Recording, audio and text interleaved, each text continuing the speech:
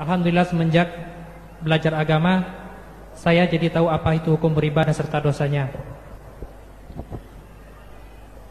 Pertanyaannya, kalau misalkan saya berhenti bekerja, bukankah justru nanti bakal menzalimi istri dan anak karena tidak menafkahi? Kira-kira bagaimana sikap Anda, Ustaz? Subhanallah jamaah. Iya. Berkaitan dengan riba ya. Di antara yang menyebabkan negeri tidak madani, tidak barokah, itu riba. Apa buktinya? Antum baca nanti pulang dari sini surat Al-Baqarah ayat 275 sampai 281, di mana Allah mengumumkan perang kepada pelaku riba. Allah mengatakan kepada orang-orang yang beriman. Ini ayat turun setelah para sahabat masuk Islam di Madinah.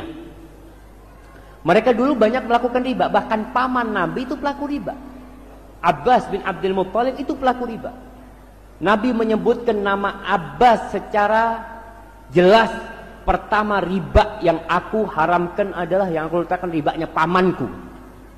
Ini agama bukan agama kelompok, bukan agama semua. Pamanku pelaku riba, nggak boleh lagi. Allah mengatakan ya ayyuhalladzina amanu taqullaha wa dharu ma baqiya minar riba in kuntum mu'minin. Wahai orang-orang yang beriman, bertakwalah kalian kepada Allah dan tinggalkan sisa riba kalau kalian beriman. Allah katakan kalau kalian beriman, artinya yang dihidupkan itu iman. Bukan karena kalian mendapatkan pekerjaan yang lebih enak untuk anak istri kalian, kemudian kita berhenti riba. Bagaimana dengan wanita-wanita yang jadi pelacur? Dia mengatakan, Ustaz, kalau anak berhenti jadi pelacur, anak-anak anak makan apa? Dia berpikir, ini kan sudah profesi anak, Ustaz. Dan anak tidak ganggu orang kok. Subhanallah. Ada pemikiran seperti ini, padahal Allah mengatakan, fa'in lam taf'alu. Kalau kalian tidak meninggalkan riba, fa'dhanu biharbin minallah wa rasul. Maka umumkan kepada mereka perang dengan Allah dan Rasul. Kalau negeri sudah mengumumkan perang kepada Allah dan Rasulnya, hancur itu negeri. Ketika mereka tidak mau berhenti dari riba. Kenapa sih harus riba, jemaah? Yamhaqullahu riba wa yurbis shadaqat. Ustaz, nggak ada kerjaan lain. Kata siapa? Banyak kerjaan yang halal. Dan umat Islam ini jumlahnya mayoritas, dan dia bisa menekan supaya usaha-usaha itu tidak ada riba. Bisa. Karena kita yang banyak. Kenapa sekarang muncul bank syariat? Karena umat Islam menuntut harus ada bank syariat. Kenapa semua bank konvensional buka cabang syariat? Karena kita yang nuntut, minta supaya ada bank syariat. Artinya seorang muslim ketika meninggalkan riba, mau tidak mau perusahaan itu akan berpikir, karena selama ini yang nabung di tempat dia, yang pinjam sama dia muslim, gimana saya memberikan kepada mereka sistem yang islami, yang bisa mereka terima. Orang yang menyimpan duit di bank, dapat nggak dosanya riba? Jamaah, kita bicara bank riba. Bank syariat alhamdulillah sudah mulai syariat. Kita harus kawal syariatnya. Walaupun ada yang masih namanya doang syariat, tapi ke depan insya Allah mudah-mudahan jadi syariat. Antum punya uang 1 miliar ditaruh di bank, dosa nggak antum? Ustaz, untuk keamanan Ustaz. Ya, kalau untuk keamanan, ya antum ambil safety box, antum ambil duit itu belikan tanah, aman insya Allah.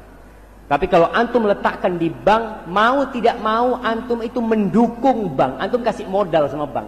Bang, nih aku kasih 1 miliar. Kenapa orang kalau ngasih 1 miliar sama bank dapat kartu khusus, dapat hadiah? Kenapa? Karena kau kasih untung sama kita, makanya kita kasih hadiah. Maka usahakanlah, kalau kita punya uang lebih, belikan tanah. Kalau takut di rumah tidak aman, karena banyak perampok atau macam-macam. Tapi kalau memang darurat Ustadz, ya sudah. Kalau memang itu untuk bisnis dalam artian, Ustadz, kita ini uang ini muter, nggak pernah dipakai sama bank. Oh, insya Allah nggak ada masalah. Artinya bank tidak pernah menggunakan kita untuk dipinjamkan ke orang, duit kita ini. Kalau antum bekerja di perusahaan riba, antum mengatakan bagaimana dengan anak dan istri anak? Subhanallah. Rizki itu sudah ditentukan sebelum engkau keluar dari perut ibu. Tinggal kau cari yang halal. Ada yang halal, ada yang haram. Ustadz, kata sebagian ustadz nggak apa-apa. Ya kalau antum mau kata sebagian ustadz, fadhol. Yang jelas Allah mengumumkan perang. Dan terbukti orang-orang yang melakukan riba nggak barokah hidup. Ada seorang general manajernya Hilton Mekah. Namanya Ibrahim Al-Fatih. Anak ingat, anak ngobrol sama dia langsung, dia cerita. Dia cerita, anak dulu kuliah di Amerika. Tapi alhamdulillah Allah jaga anak ketika itu karena kita punya komunitas muslim yang kuat. Sehingga kita tidak macam-macam. Pulang dari Amerika, dia kerja di bank konvensional. Di Saudi ada bank konvensional. Dia kerja di bank. Gajinya 11.000 real. 11.000 real itu gajinya jamaah kira-kira 40 jutaan sekarang. 40 juta gaji sebulan dia. Suatu hari pamannya datang, adik ibunya datang lagi mau makan di tempat dia, cerita macam-macam tentang kesuksesan dia, duitnya banyak. Ditanya sama pamannya, "Kau kerja di mana?" "Oh, alhamdulillah paman, aku kerja di bank," kata dia. Bersyukur dia karena gajinya banyak. Pas waktu makan malam, pamannya nggak mau makan. "Aduh, aku udah kenyang," kata dia. "Paman, kenapa kau nggak mau makan?" Aku panggilkan ibu, panggil ibunya. "Bu, ini paman nggak mau makan."